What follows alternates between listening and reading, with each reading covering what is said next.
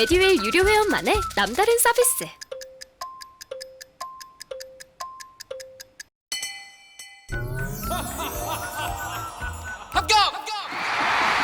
합격하고 돈도 받는 혜택.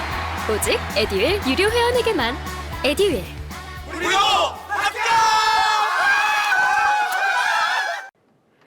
자, 여러분 이제 이어서 우리 이제 사회 환경 쪽으로 넘어가 보겠습니다. 이게 우리나라 인구 문제에 대한 지적이 계속 있는데요. 우리나라가 진짜 역대 최악이에요. 전 세계 통틀어서. 학계 출산율이 지금 가임 여성 기준 이제 0.7명대까지 떨어진 통계까지 나오고 있습니다. 그래서 이게 이제 우리가 이제 다문화 사회로 가지 않으면 이 사회가 소멸될 것이다라는 지적이 계속 있는데요.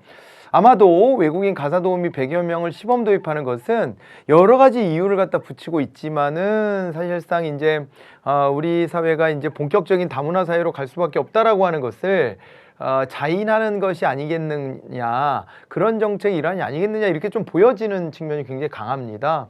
이게 지금 보시면은 필리핀 가사도우미 100여 명이 올해 국내 입국 예정이다 이렇게 돼 있습니다. 일단은 뭐 이 가사도우미들이 영어를 쓰니까 그나마 그래도 소통하기가 좀 편할 것이고, 그 다음에 자녀들하고 대화를 많이 해서 우리 자녀의 영어 실력 좀 늘려주세요 하는 뭐 그런 뭐 욕망도 좀 있잖아요. 이제 그런 것들에서 착안한 것으로 보여집니다. 그러면서도 우리나라보다는 이제 인건비 수준이 저렴할 수 있어서 뭐 최저임금 수준 혹은 그거보다 낮은 정도의 임금도 고려는 했던 것 같은데, 그건 이제 법적인 문제가 있을 것 같으니까 최저임금 정도로 설정한다 쳐도 힘든 일을 도맡아 할 것이다, 이렇게 이제 본 거죠. 이제 우리는 그 정도 돈으로는 뭐 이제 그죠, 최저임금 수준으로는 사람을 막 이제 고용해서 가사도우미로 쓰기가 좀 어려운데, 워낙 일이 고되니까. 그런데 필리핀 입장에서 보면은 우리나라의 최저임금 수준이면은 이제 필리핀 내에서 뭐 다른 일을 하는 것보다 더 경제적으로는 또 이득이 된다고 생각할 수도 있기 때문에, 그런 점으로 말미암아 요게 이제 아이디어가 도입된 것으로 보여집니다. 유사한 사업 사례로요, 우리나라 이제 지방 대학을 중심으로 현재 보면은 외국인 유학생들을 많이 유치하고 있는데, 앞으로 이제 그 문호를 훨씬 더 확대하겠다라는 얘기까지 나오고 있습니다. 앞으로 한 10년 뒤면은 수도권 대학도 이제 미달 사태를 피할 수 없다, 그렇게 얘기하거든요. 그런 만큼 좀만 늦게 태어날 걸 그랬어 라는 생각 하시는 분들 있겠지만, 어쨌건 이제 그 문제를 해결하기 위해서는 지금까지 안 해왔던 정책을 쓸 수밖에 없고요. 좋던 싫던 그 길로 갈 수밖에 없을 거예요. 지금 뭐 캐나다 같은 경우에도 대대적으로 이제 이민자를 받겠다라고 하는 그런 이제 선언도 하고 있고요. 뭐 전 세계가 난립니다. 그 인구 문제 때문에 선진국은 인구가 계속 감소하고 있고, 전 세계적으로도 그래서 인구가 이제 감소세로 돌아서고 있다, 그런 통계들이 나오기 시작했어요. 그런데 이게 보통 후진국에서는 이제 부양 능력은 떨어지는데 출산율이 높고요. 그 다음에 선진국은요, 부양 능력은 높지만 이제 출산율이 떨어지기 때문에 이 불균형을 해소하는 것은 이민 전략을 쓰는 거, 다문화 정책으로 가는 것밖에는 없어요. 근데 이제 각 국가들이 고민하는 것은요, 그냥 막 받아들일 수는 없다는 거예요. 왜 그러냐면 자국 내 어떤 뭐라 그럴까요? 치안 문제나 뭐 이런 것들도 걱정은 되겠죠. 그러니까 어떻게 하냐면은 뭐 이주 노동자들이 와서 꼭 범죄를 일으킨다는 건 아니지만, 그래도 막 슬럼가가 형성되거나 뭐 그래서 저소득층으로 이렇게 형성돼 버리면은 그들이 그냥 그렇게 어쩔 수 없이 그 방향으로 갈 수밖에 없지만, 너무 심해지면은 이것이 이제 결국에는 사회정책적으로 큰 갈등이 초래될 가능성이 있고, 극우적인 어떤 그 세력들이 준동할 수도 있고 하기 때문에, 이거를 좀 나름 능력을 좀 갖췄거나 부를 어느 만큼 가진 사람들을 받는 것을 1차 목표로 합니다. 그렇지만은 또 그 사회에서 3D 업종이라고 할 수 있는 그런데 종사자가 이제 줄어들 때 그쪽의 인력을 또 충원하는 방법으로도 활용을 하는 거죠. 우리 조 이제 공식적으로는 첫 발을 내딛고 있는 것이다라고 볼 수가 있겠습니다. 그래서 제가 엉뚱한 생각을 해봤어요. 제가 소시적에 이 정보통신 관련된 자격을 좀 따가지고, 아니면 프로그램 관련된 자격 같은 거 있잖아요. 뭐 이런 것들을 좀 따가지고 그런 걸 좀 할 줄 알았으면 뭐 지금 그래서 앱도 개발하고 뭐 이럴 수 있게끔 훈련이 돼 있으면 야 좋겠구나 하는 생각이 좀 들더라고요. 예, 그러면 이제 젊은 나이에 외국에 가서 프로그래머들은 또 외국에서 굉장히 환영해 준다고 해요. 그러니까 가가지고 뭐 살아보고 싶은 데서 한 5년씩 이렇게 살아보면 어떨까 재밌겠다 이런 생각을 하기도 했는데 아무튼 이제 그런 어떤 문호들이 많이 열리고 있는 속에서 우리도 뒷짐지고 있을 수만은 없어요. 이게 그랬다가 나중에 가서 우리나라가 지금 가장 출산율이 떨어지는데 그런데 우리가 오히려 가장 뒷짐짓고 있는 편이거든요. 그래서 이걸 그대로 보고 있다가는 안 되겠다라고 하는 문제인식이 좀 깔려 있는 것으로 그렇게 읽힙니다. 그런 게 좀 읽혀요. 예, 그래서 이거는 가사 도우미의 방점을 찍고 있지만 꼭 그렇다기보다는 일단은 우리나라의 이민자 정책을 좀 바꾸려고 하는 어떤 물꼬가 되지 않을까 이렇게 보여지는 그런 이제 뉴스예요. 필리핀 가사 도우미 100여 명이 올해 국내 입국 예정인데 시범 사업에서는 고용 허가제 대상인 비전문 취업 체류 자격자에게도 가사 근로를 개방하겠다 이렇게 돼 있다는 거예요. 가사 근로를 상당히 좀 이제 폐쇄적으로 묶어놨었는데 이제 비전문 취업 체류자, 그러니까 E9 뭐 이제 비자 받고 들어오고 해도 가사 근로 할 수 있게끔 해주겠다는 건데요. 시범 사업은 서울 지역 대상으로 최소 6개월 이상 실시될 예정이고 20대부터 40대까지 맞벌이 부부와 한부모 가정, 그다음에 임산부가 이 서비스를 이용할 수 있다고 합니다. 고용허가제는 고용주가 필요한 외국인 인력을 신청하고 정부가 해외에서 취업 비자를 받아 입국하는 외국인들을 선별해서 연결해 주는 것으로 합법적인 외국인 노동자 고용을 위해서 마련된 제도다 이렇게 되어 있습니다. 우리가 이제 원래 고용 허가 대상이라고 하는 게 있었잖아요. 이걸로 이제 우리도 외국인 근로자들이 막 뭐 썰물처럼 들어오는 것을 좀 차단한 거거든요. 썰물이 아니라 밀물이라고 해야 되겠네요. 밀물처럼 막 밀려 들어오는 것을 차단했던 거거든요. 이게 우리가 대책도 없이 뚝을 무너뜨려 버리면 그러면은 그 다음에는 이제 걷잡을 수 없는 상황들이 와요. 그러니까 예측 불가능한 상황이 오죠. 그러다 보니까 이런 거를 좀 잘 체계적으로 관리하기 위해서 고용허가제 같은 것도 오랫동안 해오고 있는 건데 여기에서 이제 벗어나서 불법 체류자가 되기도 하고 막 그러는 거예요. 여기 기준 내에서 이제 자기가 충족이 안 될 것 같으면 막 어디로 잠적해 버리고 하는 일들도 있는 거죠. 이제 그런 것들도 있는데 이제 이런 것들을 조금 완화해서 가사 근로까지도 한번 열어본다 이런 얘기가 나와 있습니다. 심각합니다. 아무튼 심각한데 뭐 한편에서는 전 세계적으로 인구가 너무 늘어서 지구가 이걸 수용할 능력이 좀 넘어섰다라고 이렇게 보고 임계점을 지나쳤다라고 보고 인구가 줄어드는 것 자체가 꼭 나쁘지만은 않다라고 보기도 하는데 개별 국가 입장에서 보자면은 좀 힘든 부분이 많아요. 경제 지속성의 측면에서 그러니까 우리가 앞서서 봤지만 경제가 잘 지탱하고 경제 성장이 되려면 내부의 소비자들의 소비도 많이 늘고 해야 되거든요. 그런데 인구 규모 자체가 줄어들면 시장 자체가 축소되는 것이라고 봐야 되거든요. 그렇게 했을 때 과연 그 경제가 지탱할 수 있을까라는 의구심이 생기는 것이죠. 자, 그 다음에 이제 중국의 외교부장 친강이 7개월 만에 해임됐다라는 국제 외교 뉴스를 좀 가지고 왔습니다. 왕이 이분은 많이 들어보지 않았어요? 뉴스에 좀 관심 있는 분이라면 왕이 외교부장에 대한 이 얘기는 많이 들었어요.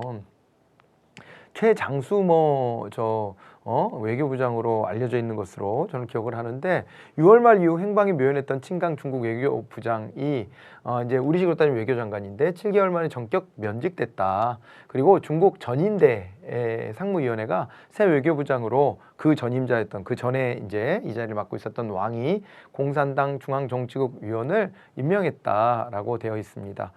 요 뉴스를 픽한 건요. 이 사람이 어떻고 저 사람이 어떻고 하는 얘기는 우리가 크게 관심 가질 것까지는 아닌데 이제 그 부분이야 이제 그죠? 국익을 위해서 이 사람의 성향은 어떻고 저 사람의 성향은 어떤 거는 중요하겠지만 우리가 이제 취업에 대비하고 다른 시험을 준비하고 할 때는 크게 중요한 얘기는 아니겠습니다만은 이런 거는 좀 알아두면 좋겠어서 들고 왔어요. 전인대가 뭐냐? 이런 거 있잖아요.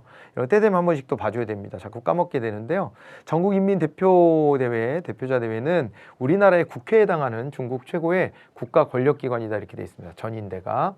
그래서 헌법을 개정하고 국가 주석을 선출하고 국가의 중대 의사결정과 같은 역할을 한다 이렇게 이제 보시면 되고요.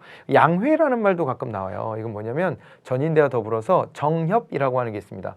전국인민정치협상회의라고 하는 것이 있는데 이거를 묶어서 양회를 개최했다 이런 식으로 이제 표현을 해요. 그러니까 정의협이 뭐냐면 중국 최고 정책 자문기구다 이렇게 돼 있죠. 공산당의 정책 결정 전 다른 정당이나 각 사회 단체 각 그 단체들의 의견을 수렴해서 조율하는 역할을 담당한다 이렇게 보시면 되겠고요. 그 양회를 개최했다라고 하는 게 중국 최대 정치 행사가 됩니다. 그래서 중국 정부의 운영 방침은 양회를 거쳐서 결정된다 이렇게 보시면 돼요. 이 과정에서 좀 보면 우리랑 좀 다른 게 우리는 대통령을 이제 국회에서 선출하지 않고 국민 직접 선출하는 대통령제를 채택하고 있습니다. 그리고 우리나라는 아니지만은 뭐 외국에서 의원내각제 형태로 민주주의라는 경우들도 있잖아요. 의원내각제에서는 이렇게 이제 의회에서 이제 총리를 선출하는 이런 역할을 하죠. 그런 거를 좀 모방하고 있어요. 그런데 여기가 이제 중국은 자유투표 방식이라는 뭐 그런 형태로 가는 게 아니죠. 그러니까 뭐 의원내각제 국가를 할지라도 의원을 뽑을 때는 국민의 의사, 자유의사에 맡기고 그다음에 의회 구성에 따라서 의회 과반 이상 확보한 세력이 이제 자기네 손으로 이제 총리를 선출해서 정권을 잡는 이런 형태로 의원내각제 하는 것이고 우리는 국회 의석수가 많고 적음 여부를 떠나서 대통령 선거 기간이 다가오면은 별도의 대통령 선거를 치러가지고 그래가지고 그걸로써 행정부 수반과 국가 원수를 동시에 맡기는 거거든요. 그렇게 하는데 중국의 이 주석은 훨씬 더 강력한 권력을 잡는 거죠. 주석 제도는 우리나라도 임시정부 때 이런 걸 가지고 있었어요. 그러니까 이게 좀 중앙집권적인 형태라고 보시면 돼요. 그러니까 의원내각제 같은 거는 총리가 사실은 회의의 진행자 같은 그런 느낌들도 있는 거거든요. 그런데 주석은 이거를 이제 확 휘어잡고 끌고 갈 수 있는 자리 정도로 생각하시면 됩니다. 그래서 이게 이제 그 김구 주석 같은 경우 처음에는 그냥 국무회의를 어떻게 보면은 조금 이렇게 완화해서 국무회의에서 서열 관계를 좀 완화해서 그래서 이제 거기에서 뭐 국무령 같은 자리에 뭐 한 자리를 하고 뭐 이러기도 하다가 나중에 가서는 우리가 중앙 집권적으로 좀 세게 독립운동 해야 되겠다라고 했을 때는 주석직으로 이렇게 바꿔가지고 조금은 더 의사결정 권한을 주석에게 몰아주는 이런 것들을 해봤었거든요. 그리고 북한 같은 경우도 김일성 주석 이런 식으로 불렀었잖아요. 주석이라는 자리가 좀 집권적인 형태가 좀 있는 것인데 국가주석을 전인대에서 선출한다 이렇게 돼 있는데요. 사실상 어떻게 보면 추대를 합니다. 그러니까 의원내각제랑 다른 점은 어떤 거냐면 의원내각제 총리 뽑는 방식 아까 국민들의 자유선거를 통해 가지고 거기서 이제 과반 이상 득표를 한 거 이런 걸 기준으로 삼는다 그랬잖아요. 그런데 중국 같은 경우에는 크게 보면 한 3개의 그 정치 세력들이 있는데 이들끼리의 협상을 통해 가지고 누가 주석을 할 것이냐 이런 걸 추대하는 형식으로 취한다는 거예요. 그래서 중국식의 자기네가 뭐 민주주의 한다 이렇게 얘기할 때에는 그때는 뭐였냐면 지네가 더 민주적이라고 막 주장할 때도 있었어요. 그런 게 뭐냐면 오히려 국민들이 때로는 선거에서 어떤 바람 같은 거를 타고 이제 잘못된 선택을 할 수도 있지 않냐. 뭐 이게 군중 심리가 작동할 수도 있고 그 다음에 또 어떤 개인들의 욕망이 투영돼서 선거가 망쳐지기도 하고 잘못된 정보에 의해서 선거를 잘못할 수도 있는데 중국은 그게 아니라 큰 세력들이 자기네들끼리 의견들을 따로따로 모은 다음에 이것을 또 이렇게 전인대 같은 걸 통해서 한 번 더 조율해가지고 그래가지고 이제 주석을 선출하는 방식이기 때문에 이게 안정성이 더 있고 그러면서도 밑으로부터 의견을 취합하는 그 절차는 거치는 것이다 이렇게 이제 주장하기도 하는데요. 아니 국민이 혹은 얘네들식으로 말하면 인민이 직접 있잖아요. 인민이 직접 난 이 사람이 나의 대표가 됐으면 좋겠어요 라고 투표하는 것이 보장되어 있지 않은 속에서 거기에서 더 민주적이거나 더 합리적인 제도다라고 말할 수 있는 근거는 우리가 이제 인정하기는 좀 어렵습니다. 어쨌건 중국은 이렇게 가고 있는 걸 보시면 되고요. 뭐 그러다 보니까 이게 이제 시진핑 같은 경우에 장기 집권하잖아요. 장기 집권은 무조건 악이에요. 민주주의의 적입니다. 장기 집권하면서 우리 민주주의다라고 하는 것은 글쎄요. 그거는 허용되기가 좀 어려운데요. 뭐 장기 집권에서 끝이 좋았던 경우는 그래서 제가 봤던 케이스 중에서는 미국의 프랭클린 루즈벨트 정도 4선까지 당선이 됐지만 그죠? 예. 그렇지만 큰 탈이 없었고 국민들의 지지를 끝까지 받고 있었고 뭐 독일의 메르켈 총리 같은 경우에도 뭐 4선까지 해가지고 쪽에 사연임을 하고 그랬었는데 그런 경우들도 있지만 여기는 기본적인 토대가 중간중간 선거를 통해서 국민들한테 직접 의견을 직간접적으로 물어본다는 거예요. 그래서 집권을 다시 맡긴 측면이 있지만 그런 절차 없이 장기 집권했다. 이렇게 됐을 때에는 그때는 이거 반드시 써봐요. 그 권력은 반드시 예외 없어요. 예외 없다라고 보시면 됩니다. 그냥 푸틴 같은 경우 보세요. 최악이잖아요, 정말. 그죠? 러시아 국민들도 뭐에 이렇게 홀려 있는 듯이, 그죠? 푸틴에 대한 대안을 안 찾고 있어요. 못 찾고 있습니다. 이런 것들이 러시아 사회를 이제 약한 나라로 만드는 거예요. 그죠? 약한 나라로 만드는 거예요. 그러니까 우리나라에 들어와 있는 러시아 국민들도 와서 주로 하게 되는 일들이 어때요? 우리가 별로 안 하려고 하는 일들 분야에도 조금씩 들어가는 것 같아요. 보니까 그런 거가 국력의 차이를 보여주는 거거든요. 그러니까 이게 뭘 말씀드리려고 하냐면 뭐 이제 그런 걸로 위아래를 나눌 수 없지만 당연히 그럴 수는 없지만 국가가 힘이 약하면 국가 안에서 내가 먹고 살 수 있는 희망이 별로 없다. 내가 뭔가 더 나아질 수 있을 거라는 기대가 안 생긴다 하면은 우리보다 잘 사는 나라로 가서 거기에서 그 나라 국민들이 잘 하지 않으려고 하는 힘든 영역으로 스며드는 거예요. 그래서 돈을 벌어서 보내주는 거죠. 그 우리나라에 있는 외국인 노동자들이 자기네 나라에서는 그래도 나름 그죠? 중산층 정도의 어떤 지위를 갖고 있었다. 그런데 그래도 경제적으로 넉넉지 않으니까 우리나라에 아주 힘든 노동을 하러 온다든가 이런 일들을 하잖아요.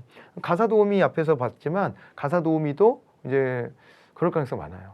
그래서 그 뭐라 그럴까요? 좀 학력도 좀 고학력이고 뭐 그러면서도 또 이제 나름 그 안에서는 인정받는 직업을 갖고 있었을 사회적인 인정이라는 게 있잖아요. 불편하지만 뭐 얘기하자면 어떤 직업으로 가면 더 많이 인정해주고 어떤 직업으로 가면 조금 덜 인정하거나 인정을 하지 않거나 하는 일들은 있잖아요. 그걸 뭐 있는 걸 없는 거라고 하는 거 좋은 게 좋은 거다라는 식으로 말하는 게 뭐 그게 공부하는 사람한테는 무의미한 거고요. 사회에서 규정을 해보면은 분명히 이제 그런 어떤 사회적 인식 수준이라는 것이 있는데 거기서 인식 수준을 낮춰서 이렇게 오는 거죠. 그래도 경제적 보상이 더 크다라고 생각하기 때문에 오는 것 아니겠어요?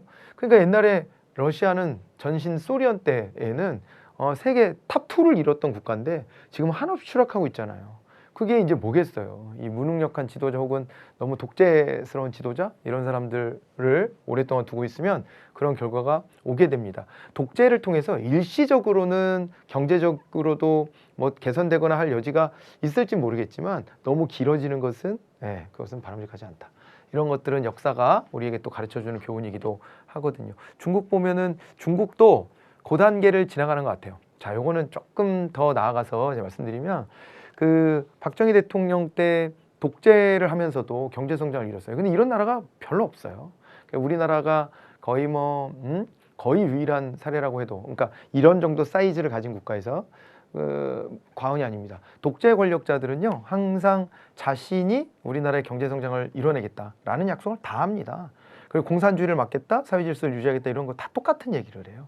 똑같은 얘기를 하고 등장을 했지만은 그 중에서 이 경제 성장의 과업을 그래도 성심껏 노력해서 또 이걸 달성해내는 것이 뭐 외부적인 요소도 있고 뭐 다 있겠지만 어쨌건 그런 걸 달성해낸 케이스는 거의 없는데 우리나라가 거기에 해당이 되는 거예요. 그래서 가장 가난한 나라에서 중진국까지 올라왔습니다. 그렇지만은 박정희 대통령도 그 당시에 이제 그 비극적인 결말을 맞이했을 때에도 벌써 18년에서 20년 사이를 집권했다라고 봐야 되거든요. 그 집권을 했고 그러다 보니까 정치적으로는 너무 무리한 이런 일들이 좀 벌어지고 있었다라고 하는 것이고요. 그런 면이 있었고 더 길게 갔을 때는 어땠을까라는 생각을 해보는데 그것이 우리가 경제가 조금 뭐 이제 외환위기도 겪고 그러면서 좀 어려워지면서 역시 과거에 우리가 좀 권위적인 정부였더라도 강력하게 정부가 휘어잡고 이거를 막 끌고 갈 때가 경제 성장도 잘 되고 좋았어 라는 과거 회고적인 투표가 이루어진 때가 있었습니다. 그래가지고 그런 어떤 박정희 전 대통령을 좀 코스프레하는 정치인들도 좀 꽤 있었고요. 그랬었고 심지어는 박정희 대통령의 따님이 딸이 대통령에 당선되는 이런 일도 있었단 말이에요. 그러나 똑같은 정책을 쓸 수는 없다는 것은 확인 안 해봐도 알지 않을까요? 그러니까 제가 비유해 드리는 것은 항상 초등학교 때 이 아이한테 입혔던 옷이 예쁘다고 해서 이게 대학생이 되고 성인이 됐는데도 그 똑같은 옷을 입히려고 하면은 큰일 난단 말이에요. 그죠? 옷 찢어져 큰일 나. 예? 그렇게 되는 것처럼 우리 경제가 이 초기 단계였을 때는 강력한 카리스마를 바탕으로 국민 경제를 끌고 가는 이런 이제 권위주의 통치가 좀 이제 경제 성장에도 주요하게 먹힐 수 있는 여지가 있었다라고 보더라도 이것이 이제 덩치가 어느 정도 커지면은 시장에다가 이 권력을 넘겨줄 수밖에 없는 거고요. 시장이 이것을 이제 자유롭게 서로 이제 경제 행위를 영위하면서 그러면서 경제가 더 팽창하도록 이렇게 끌어내야지 이거를 갖다가 언제까지나 정부가 끌고서 선진국까지 만들어줄 수는 없어요. 자, 자유주의 시장 경제 하지 않으면서 선진국까지 간 케이스가 어디 있어요? 예, 뭐 자유주의라는 말은 조금 논란이 있을 수 있어요. 거기에서. 그런데 시장 경제를 하지 않으면서 이제 거기까지 선진국까지 갔다라고 볼 수 있는 케이스는 없어요, 사실상. 그렇기 때문에 그런 점에서 우리나라가 또 적절한 시기에 또 민주화도 잘 이루고 해가지고 또 선진국으로 갈 수 있는 토대도 만들었다라고 봐야 되는데 중국이 지금 어떻게 보면 굉장히 가난했던 국가를 그러니까 등소평, 덩샤오핑이라는 지도자가 70년대부터 집권을 해가지고 흑묘 백묘론을 내세우고요. 고양이가 희든 검든 뭔 상관이야. 쥐만 잘 잡으면 되지. 이렇게 이제 내세웠었던 것이 그 실용주의 노선이거든요. 그걸 통해서 지금까지 쭉 끌고 왔는데 이제부터는 중국도 정부가 쓰고 있는 힘을 줄이고 이거를 합리적으로 계산하지 않는 한은 중국도 선진국까지 가기는 어려울 거예요. 네. 그렇게 좀 판단해 볼 수 있는 여지가 있습니다. 여러분들이 이런 관점에 대해서도 한번 생각해 보시면 어떨까 싶어요. 그래서 요 이제 정치 체제를 바꾸지 않으면 더 이상 못 갈 것이다. 예, 이렇게 이제 볼 여지가 있습니다. 그런 맥락에서 한번 생각해 보시면 어떨까 싶어요. 자, 이제 그 정도 하고요. 그 다음에 뭐 이제 친부장은 중국 특유의 거친 외교, 이른바 전랑 외교의 상징과도 같은 인물로 지난해 말 외교부장으로 임명됐고 올해 3월엔 양회에서 현직을 유지하며 국무위원 지위까지 획득한 바가 있지만 전랑 외교라고 하는 게요. 경제력과 군사력을 바탕으로 무력과 보복 등 공세적인 외교를 지향하는 중국의 달라진 외교 방식인데 근데 이게 전랑이라는 게 늑대 전사 뭐 이런 걸 의미하는 거래요. 그런데 이게 이제 그쵸? 중국이 강하게 나오니까 중국이래. 미국이 강하게 나오니까 중국은요, 지금은 중국에 맞설 수 없다는 입장이에요. 중국이 미국에 정면으로 맞설 수 없다는 입장이에요. 그래가지고, 중국이 한풀 이렇게 꺾고 들어가는 이런 제스처를 취하거든요. 이제 그렇게 하고 있어서 아마 이제 그런 거랑 좀 맞물리지 않았을까? 친강이 물러난 것이 뭐 그런 이제 이 분석을 내놓기도 하죠. 남중국해 분쟁과 홍콩 보안법 제정 등이 대표적인 사례다 이렇게 돼 있는데 이렇게 이제 강경하게 중국의 국수주의 혹은 또 이제 뭐 민족주의 같은 것들을 막 내세우는 이런 전략을 좀 썼다고 한다면은 이런 것들이 이제 미국하고의 갈등의 주된 타겟이 되잖아요. 그래서 뭐 저 대만 침공할 거 아니야, 니네? 막 이러면서 막 미국이 으름장 놓고 하니까 중국이 이제 한 발짝 좀 뒤로 물러서는 이런 이제 제스처 속에서 나온 결과물이 아닐까 이렇게 이제 볼 수 있다는 얘기죠. 자, 그리고 이제 이 속에서 우리나라가 또 미국, 일본과 함께 뭔가 하나의 또 액션을 취했는데 그것을 북한 안보에 소개하고 있어서요. 이거 잠깐 쉬었다가 또 이어가 보도록 하겠습니다.